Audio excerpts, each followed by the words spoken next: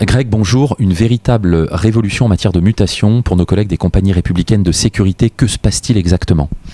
En effet, ouais, Laurent, aujourd'hui donc se déroule la CAPL-CRS qui va traiter du mouvement de mutation inter-CRS.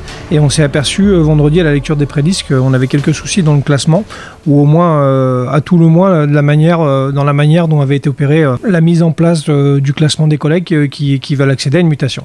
Historiquement, ce classement était basé sur un barème de points qui faisait état de la situation familiale du fonctionnaire et bien évidemment de son ancienneté dans la police.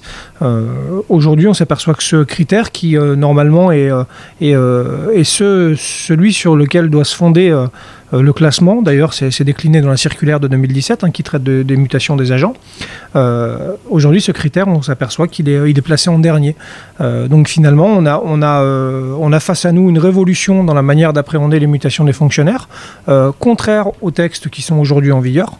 Et l'administration finalement prend la main totalement sur ce système de mutation d'une manière très opaque et laissant énormément de collègues finalement sur le carreau, très clairement, puisqu'on s'aperçoit qu'il y a des situations où des collègues qui n'ont pas le visu sur les choix qu'ils ont faits, parce qu'ils ne savent pas si in fine ces choix-là et ces unités-là seront ouvertes à mutation, se retrouvent non mutés, tout simplement parce que leur compagnie est fermée et qu'ils ne sont pas prioritaires par rapport à d'autres collègues qui ont posé leur même compagnie mais en premier choix. C'est clairement voilà, une révolution dans la manière d'appréhender la mutation. Ça crée une injustice qui est flagrante, qui est énorme, puisque c'est près de 30 à 40% des dossiers sur 250 mouvements où on se trouve finalement dans des situations où des collègues devaient muter normalement, on va dire, ou en tout cas comme on l'a connu depuis des années, et qui finalement se retrouvent à devoir rester dans leur compagnie au bénéfice d'autres, bien plus jeunes en boîte qu'eux-mêmes. Donc voilà. On imagine effectivement que c'est ressenti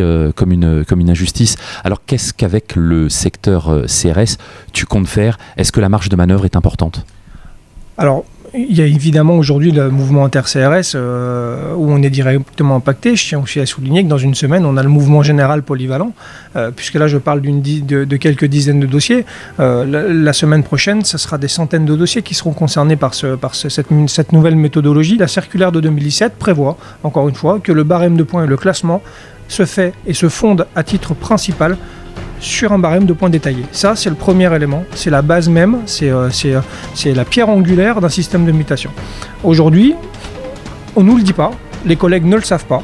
On fait ça, on paramètre finalement Dialogue, qui reste un logiciel à qui on fait dire ce qu'on veut, parce que c'est ça la réalité, et on lui met des filtres, différents tris, qui font qu'au final, ce barème de points qui doit être la pierre angulaire et le fondement principal d'un système de mutation, se retrouve à être le dernier critère qui va présider à ta mutation. Nous, Unité GP Police, aujourd'hui, en CAPL-CRS, on ne votera pas la liste de mutation. On s'expliquera très clairement auprès de nos adhérents et on le fera et au travers de notre déclaration préalable et au travers de différentes communications pour leur expliquer notre position, mais surtout pour les alerter sur les méfaits déjà collectifs de cette manière d'appréhender le système de mutation, mais surtout sur les voies de recours qu'on va pouvoir leur offrir pour être rétablis dans leur bon droit. C'est ça le plus important, c'est qu'on va essayer de faire clairement un recours juridique, si on a les moyens de le faire et si on est fondé à le faire.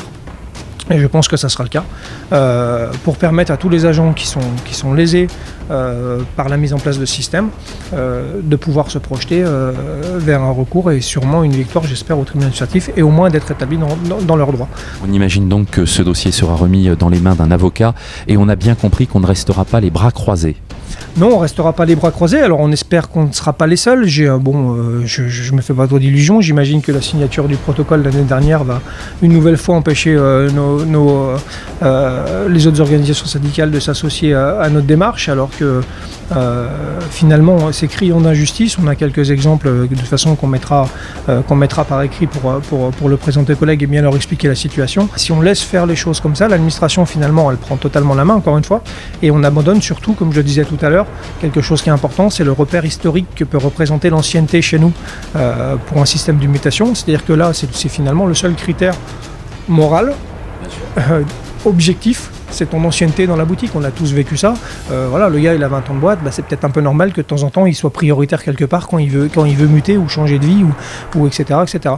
Donc, malheureusement, ce critère-là, on est en train de... Et ce fondement-là qu'on a tous connu et qui est, à mon sens, encore une fois, plutôt moral, on est en train de l'abandonner au bénéfice finalement de l'administration, parce que la seule gagnante, ce sera de toute façon l'administration qui va nous mettre un système où elle aura totalement la main et elle va pouvoir avoir une flexibilité sans limite, puisque c'est elle qui définira finalement les règles de ta mutation. Encore une fois, c'est complètement contraire au bon sens. Merci beaucoup Greg, on sait que tu ne comptes pas tes efforts avec l'ensemble des collègues du secteur CRS. À très bientôt. Merci à toi, au revoir.